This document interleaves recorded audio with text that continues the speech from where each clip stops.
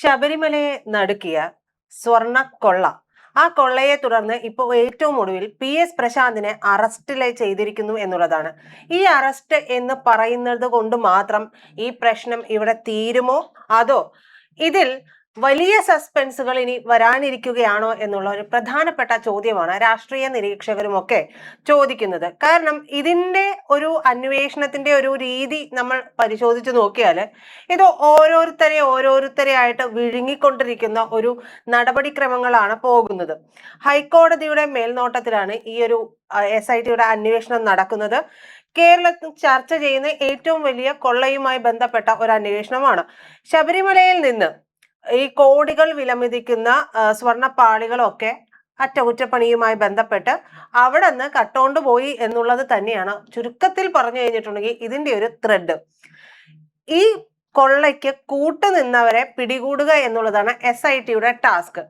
SITയുടെ ഈ ഒരു ടാസ്ക് അവർക്ക് കംപ്ലീറ്റ് ചെയ്യാൻ പറ്റുമോ എന്നുള്ളത് മറ്റൊരു പ്രധാനപ്പെട്ട ചോദ്യമാണ്. അങ്ങനെ ഇതുമായി ബന്ധപ്പെട്ട് നോക്കിക്കഴിഞ്ഞിട്ടുണ്ടെങ്കിൽ സർവത്ര ചോദ്യം മാത്രമാണ് ഉള്ളത്.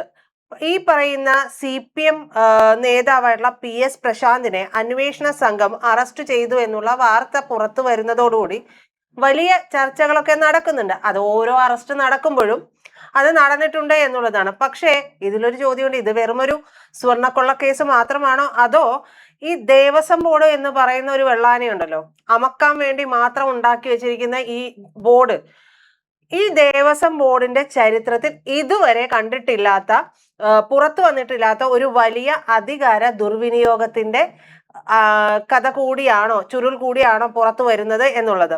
ശബരിമലയിലെ ദ്വാരപാലക ശില്പങ്ങളിലും ശ്രീകോവിലിലെ കട്ടിളപ്പാളികളിലും ഘടിപ്പിച്ചിരുന്ന സ്വർണം അറ്റകുറ്റപ്പണിക്കായിട്ട് നൈസായിട്ട് അഴിച്ചുകൊണ്ടുപോയി. എന്നിട്ട് അവിടെ മറ്റൊന്ന് കൊണ്ടുവന്ന് സ്ഥാപിക്കുന്നു. ഇതിലും കള്ളത്തരമാണ്, സർവത്ര കള്ളത്തരം മാത്രം. കോടികൾ വിലമതിക്കുന്ന ഈ സ്വർണം സ്വകാര്യ വ്യക്തികൾക്ക് കൈമാറി എന്നുള്ളതും അതിന് ഹൈക്കോടതി ദേവസ്വം ബെഞ്ചിന്റെ മുൻകൂർ അനുമതി ഉണ്ടായിരുന്നില്ല എന്നുള്ളതും ഒക്കെയാണ് അന്വേഷണം ഇപ്പോൾ കണ്ടെത്തിയതായിട്ടുള്ള റിപ്പോർട്ടുകൾ വരുന്നത്. ആ റിപ്പോർട്ട് വരുമ്പോഴാണ് അന്വേഷണം പുതിയൊരു വഴിത്തിരിവിലേക്ക് ഇങ്ങനെ നീങ്ങുന്നത്. കാരണം PS പ്രശാന്ത് മാത്രമല്ല, മുൻ ദേവസ്വം ബോർഡ് പ്രസിഡന്റുമായിട്ടുള്ള പത്മകുമാർ ഉണ്ട്, ഓർമ്മയില്ലേ? പത്മകുമാറാണ് പറഞ്ഞത്, എന്നെ അറസ്റ്റ് ചെയ്താൽ, അതായത് പറയാതെ പറയുകയാണ്, ഞാനൊരു ആത്മകഥയൊക്കെ എഴുതാൻ പോവുകയാണ്, അതുകൊണ്ട് എല്ലാവരും സൂക്ഷിച്ചും കണ്ടുമൊക്കെ നിന്നിട്ടുണ്ടെങ്കിൽ കൊള്ളാം, ഇല്ലെങ്കിൽ പല കാര്യങ്ങളും ഒക്കെ ഞാൻ ആത്മകഥ എഴുതുമ്പോൾ അറിയാണ്ട് അങ്ങ് എഴുതിപ്പോയാൽ ഒന്നും ചെയ്യാൻ പറ്റില്ലല്ലോ എന്നുള്ള ഭീഷണി മുഴക്കിയത്.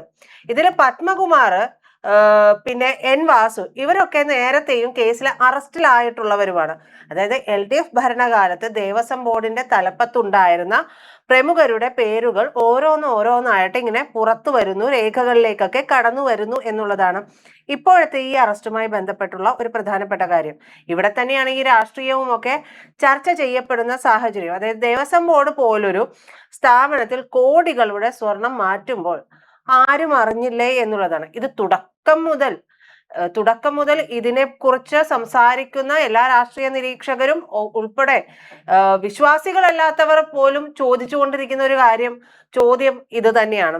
അല്ലെങ്കിൽ ഇതിനെ ഒന്നും ചോദ്യം ചെയ്യാനായിട്ട് ആരെയും അനുവദിച്ചില്ല എന്നുള്ള ചോദ്യമുണ്ട്. അപ്പൊ ഈ രണ്ട് ചോദ്യം അങ്ങനെ നിൽക്കുന്നു. ഇപ്പോ ഈ പറയുന്ന വാദം വീണ്ടും ഇത് ഉയർത്തിക്കൊണ്ടിരിക്കുക എന്നതിനപ്പുറം ഹൈക്കോടതിയുടെ നേരിട്ടുള്ള മേൽനോട്ടത്തിൽ പ്രവർത്തിക്കുന്ന പ്രത്യേക അന്വേഷണ സംഘമാണ് ഇപ്പോൾ അന്വേഷിക്കുന്നത്. അപ്പൊ മുരാരി ബാബു, ഉണ്ണികൃഷ്ണൻ പോറ്റി, സ്മാർട്ട് ക്രിയേഷൻസിന്റെ ഉടമയായിട്ടുള്ള പങ്കജ് ഭണ്ഡാരി എന്നിവരിൽ നിന്നൊക്കെ ലഭിച്ചിട്ടുള്ള മൊഴികളും സാമ്പത്തിക ഇടപാടുകളും പരിശോധിച്ച ശേഷമാണ് ഈ അന്വേഷണം മുൻ ഭരണസമിതി അംഗങ്ങളിലേക്കും മറ്റ് തലങ്ങളിലേക്കുമൊക്കെ വ്യാപിപ്പിച്ചത് എന്നുള്ള സൂചനകൾ വരുന്നത്. അപ്പോഴാണ് മറ്റ് ഉന്നത തലങ്ങളിലേക്കൊക്കെ പോകുമ്പോൾ അവിടെ മറ്റൊരാളുണ്ടല്ലോ, തന്ത്രി. ഇനിയിപ്പോ ഞാൻ മാറുകയാണെങ്കിൽ എൻ്റെ മകനെ തന്ത്രിയാക്കണമെന്ന് അവകാശപ്പെടുന്ന തന്ത്രി. അപ്പൊ ശ്രീകോവിലിനുള്ളിൽ നടക്കുന്ന ഈ കാര്യങ്ങളൊന്നും തന്ത്രി അറിയാതെ പോകുമോ എന്നുള്ള ചോദ്യം അവിടെ പ്രസക്തമാണ്. ആ ചോദ്യത്തിനുള്ള ഉത്തരം ആരിൽ നിന്നും വരുന്നില്ല. തന്ത്രിയെ കുറിച്ച് പറയുമ്പോൾ BJPയുമായി ബന്ധപ്പെട്ട വക്താക്കൾക്കൊന്നും ഉത്തരവുണ്ടാവില്ല, പിന്നെ അവര് മൗനത്തിലായിരിക്കും. അവർക്ക് എന്താണെന്നറിയില്ല, ആ സമയമാകുമ്പോഴേക്കും വായിൽ പ്ലാസ്റ്റർ ഒട്ടിച്ച കണക്കുള്ള പെരുമാറ്റമാണ് ഉണ്ടാവുക. അപ്പൊ ഇവയൊക്കെ ഈ പറയുന്ന സോഷ്യൽ മീഡിയയിൽ അടക്കം ഉയരുന്നതാണ്. ഈ സോഷ്യൽ മീഡിയയിൽ ഉയർന്ന ചോദ്യങ്ങൾ എന്ന് പറയുമ്പോൾ അതിന് മറ്റൊരു പ്രധാനപ്പെട്ട കാരണം കൂടി നമ്മൾ കാണണം. ഇത് ഉപയോഗിക്കുന്നത് യുവാക്കളാണ്, യുവതലമുറയാണ് ഏറ്റവും അധികം ഉപയോഗിക്കുന്നത്. അപ്പൊ അവരാണ് ഈ ചോദ്യങ്ങളെല്ലാം വീണ്ടും സോഷ്യൽ മീഡിയയിൽ ഇങ്ങനെ ചോദിച്ചുകൊണ്ടിരിക്കുന്നത്. ഇപ്പോ ഇതിനിടയിൽ പി എസ് പ്രശാന്തിന്റെ മറ്റൊരു കാര്യം കൂടി ചർച്ചാ വിഷയമാകുന്നുണ്ട്. പി എസ് പ്രശാന്ത് ആരായിരുന്നു, എന്തായിരുന്നു, CPM-ലേക്ക് ഇങ്ങോട്ട് ചാടിക്കടക്കുവോളം എന്തായിരുന്നു എന്നുള്ളതൊക്കെ. ഒരു കാലത്ത് നമുക്കറിയാം കോൺഗ്രസിന്റെ സജീവ നേതാവായിരുന്നു ഈ പി എസ് പ്രശാന്ത്. ഉമ്മൻചാണ്ടിയുടെ വിശ്വസ്തരിൽ ഒരാൾ കൂടിയായിരുന്നു. നെടുമങ്ങാട് മണ്ഡലത്തിൽ സ്ഥാനാർത്ഥിയാക്കാൻ വരെ ഉമ്മൻചാണ്ടി വ്യക്തിപരമായിട്ട് ഇടപെട്ടു എന്നുള്ള രാഷ്ട്രീയ കഥകളൊക്കെ ഇന്നും കോൺഗ്രസ് വൃത്തങ്ങളിൽ ഇങ്ങനെ പാടിക്കളിച്ചൊക്കെ നടക്കുന്നുണ്ട്. എന്തായാലും ഗുരുതരാവസ്ഥയില് ഹോസ്പിറ്റലിൽ കഴിയുമ്പോൾ കുടുംബത്തോടൊപ്പം നിന്ന നേതാവായിരുന്നു ഉമ്മൻചാണ്ടി എന്ന് അദ്ദേഹത്തെ അടുത്തറിയുന്നവരൊക്കെ ഓർമ്മിപ്പിക്കുക കൂടി ചെയ്യുന്നുണ്ട്. പിന്നീട് രാഷ്ട്രീയം മാറുകയാണ്, മറുകണ്ഠം ചാടുന്നു CPM-ലേക്ക്. CPM വന്നപ്പോഴേക്കും പിന്നെ പെട്ടെന്നുള്ള വളർച്ചയാണ്. കാരണം തിരുവിതാംകൂർ ദേവസ്വം ബോർഡ് പ്രസിഡന്റ് ആവുന്നുണ്ട്. അവിടെ നിന്ന് തന്നെ രാഷ്ട്രീയ ജീവിതം പുതിയൊരു വഴിത്തിരിവിലേക്ക് മാറുന്ന സാഹചര്യമുണ്ടായി. ഇപ്പോൾ അതേ കാലഘട്ടവുമായി ബന്ധപ്പെട്ട കാര്യങ്ങളിലാണ് ആരോപണം. ഈ ആരോപണങ്ങളാണ് അദ്ദേഹത്തെ അന്വേഷണത്തിന്റെ കേന്ദ്രബിന്ദുവിലേക്ക് എത്തിച്ചിട്ടുള്ളത്. ആദ്യമേ തന്നെ പി എസ് പ്രശാന്ത്, അതായത് ഈ അറസ്റ്റൊക്കെ വരുമെന്ന് ഒരുപക്ഷെ അദ്ദേഹം മുൻകൂട്ടി കണ്ടതുകൊണ്ടായിരിക്കാം അറസ്റ്റിന് മുമ്പേ ഞാൻ നിരപരാധിയാണ്, എനിക്ക് ഇതിലൊന്നും പങ്കില്ല. നമ്മുടെ പണ്ട് മുഖ്യമന്ത്രിയായിരുന്ന ഇപ്പോഴത്തെ പ്രതിപക്ഷ നേതാവേ പിണറായി വിജയൻ പറയുന്നത് ഈ കൈകൾ ശുദ്ധമാണ് എന്ന് തെളിയിക്കാൻ വേണ്ടിയിട്ട് ഈ മൂപ്പര് ശ്രമമൊക്കെ നടത്തിയിരുന്നു. പക്ഷെ അതൊന്നും അങ്ങ് ഒത്തില്ല എന്നുള്ളതാണ് മനസ്സിലാക്കുന്നത്. കാരണം അന്വേഷണ സംഘം പറയുന്നത് ശാസ്ത്രീയമായിട്ടുള്ള തെളിവുകളുണ്ട്, രേഖകളും സാമ്പത്തിക ഇടപാടുകളും ഒക്കെ പരിശോധിച്ചതിന് ശേഷമാണ് ഈ നടപടി സ്വീകരിച്ചത് എന്നുള്ളതാണ്. ഇവിടെ വേറൊരു കാര്യം നിർണായകമായിട്ട് മാറുന്നുണ്ട്. ഇത് ഒരു വ്യക്തിയിലോ അല്ലെങ്കിൽ ഒരു അറസ്റ്റിലോ അവസാനിക്കുന്ന കേസല്ല എന്നുള്ളതാണ്. അങ്ങനെയെങ്കിൽ പത്മകുമാറിനെയൊക്കെ അറസ്റ്റ് ചെയ്ത സമയത്ത് തന്നെ ഈ കേസ് ഏതാണ്ട് റെഡ് റിബൺ ഉപയോഗിച്ച് കെട്ടി പൂട്ടി ഒരു മൂലയ്ക്ക് വെക്കേണ്ടതാണ്. മുരാരി ബാബു അറസ്റ്റിലായി. അപ്പോൾ ആ സമയത്തൊക്കെ ഇത് തീരേണ്ടതാണ്. പക്ഷെ വീണ്ടും വീണ്ടും ഇത് ഇങ്ങനെ മുന്നോട്ട് പോയിക്കൊണ്ടിരിക്കുമ്പോൾ ഇത് പി എസ് പ്രശാന്ത് കൊണ്ട് അവസാനിക്കുമെന്ന് തോന്നുന്നുണ്ടോ? അങ്ങനെ ചിന്തിക്കാനുള്ള അങ്ങനെ ചിന്തിക്കുന്നത് ശരിയല്ല എന്നുള്ളതാണ്. 2025 ദേവസ്വം ബോർഡിൽ പ്രവർത്തിച്ചിട്ടുള്ള ഭരണസമിതി അംഗങ്ങള്, ഉദ്യോഗസ്ഥർ, തീരുമാനത്തിൽ പങ്കെടുത്തിട്ടുള്ളവർ, പിന്നെ മഹസർ തയ്യാറാക്കിയിട്ടുള്ള, സ്വർണം മാറ്റുന്നതിൽ പങ്ക് വഹിച്ചിട്ടുള്ളവർ, അങ്ങനെ നിരവധി പേരുടെ പങ്കൊക്കെ അന്വേഷിക്കുന്നുണ്ട് എന്നുള്ളതാണ്. അതിനർത്ഥം ഇനിയും നമ്മൾ പോകെ പോകെ കൂടുതൽ അറസ്റ്റും ഒക്കെ ഉണ്ടാകാനുള്ള സാധ്യതയുണ്ട്. ഈ അറസ്റ്റുകൾ പലതും രാഷ്ട്രീയ ചലനങ്ങൾ വലുതായിട്ട് ഉണ്ടാക്കാനുള്ള സാധ്യതകളും കാണുന്നുണ്ട്.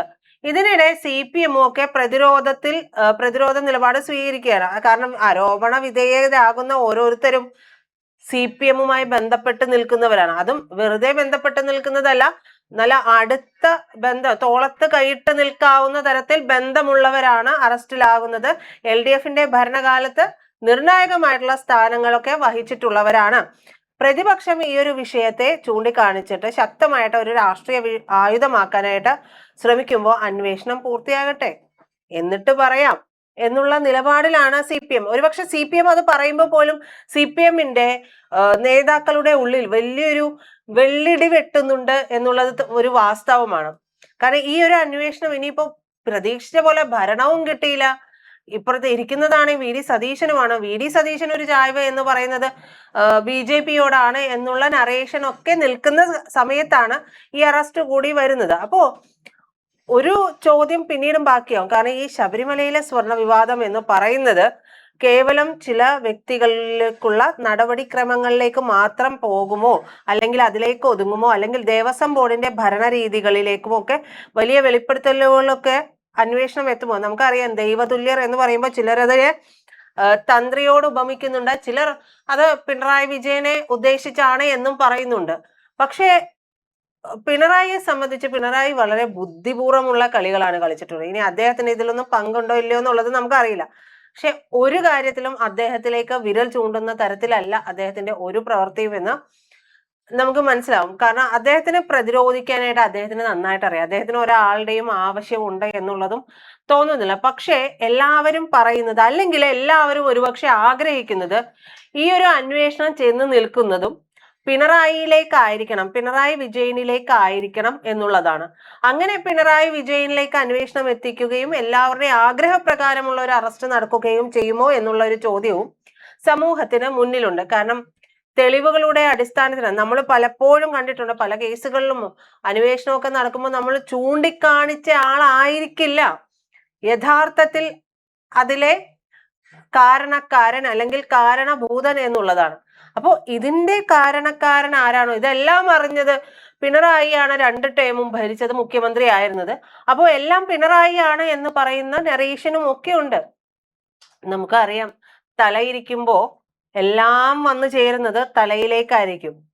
തലയാണ് ഇതിനെ നിയന്ത്രിച്ചു കൊണ്ടിരുന്നത് എന്നുള്ളതാണ്. പിന്നെ ഇതിൽ പ്രധാനമായിട്ടും തോന്നിയ ഒരു കാര്യം എന്ന് പറയുന്നത്, ഒരുപക്ഷെ പിണറായി വിജയന് അറിവുണ്ടോ ഇല്ലയോ എന്നുള്ളതിനേക്കാൾ എല്ലാ കാര്യങ്ങളിലും തീരുമാനമായിരുന്നത് പിണറായിയുടെ തീരുമാനമായതുകൊണ്ട് തന്നെ, മാത്രമല്ല പിണറായിക്ക് വിധേയപ്പെട്ടാണ് എല്ലാവരും നിന്നതും ഭരിച്ചതും ഓരോ കാര്യവും ചെയ്തത് എന്നുള്ള കാര്യങ്ങൾ ഈ ഒരു 10 വർഷം കൊണ്ട് തന്നെ പുറത്തു വന്ന സ്ഥിതിക്ക് ഒരുപക്ഷെ അതുകൊണ്ടായിരിക്കാം ഈ ഒരു കാര്യം, അതായത് ഈ പറയുന്ന പിണറായി എന്നുള്ള പേരിലേക്ക് എല്ലാ വിരലുകളും ചൂണ്ടി കാണിക്കപ്പെടുന്നത്. അങ്ങനെയെങ്കിൽ പിണറായി അറസ്റ്റിലാകുമോ എന്നുള്ള ചോദ്യം അത് പഴയപടി ആവർത്തിച്ചു കൊണ്ടിരിക്കുകയാണ്.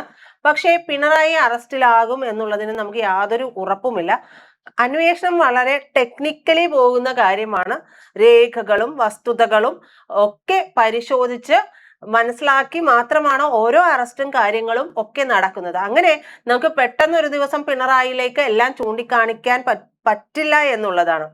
അപ്പോൾ ഓരോരുത്തരുടെയും മനോവികാരത്തിനും താല്പര്യത്തിനും അനുസരിച്ച് അന്വേഷണ സംഘത്തിന് എന്തായാലും പോകാൻ കഴിയില്ല. എന്തായാലും കാത്തിരിക്കാം PS പ്രശാന്തിന്റെ അറസ്റ്റിന് ശേഷം ഇവിടെ ശബരിമല സ്വർണ്ണക്കൊള്ളയിൽ എന്ത് സംഭവിക്കുമെന്ന് അറിയാനായിട്ട്.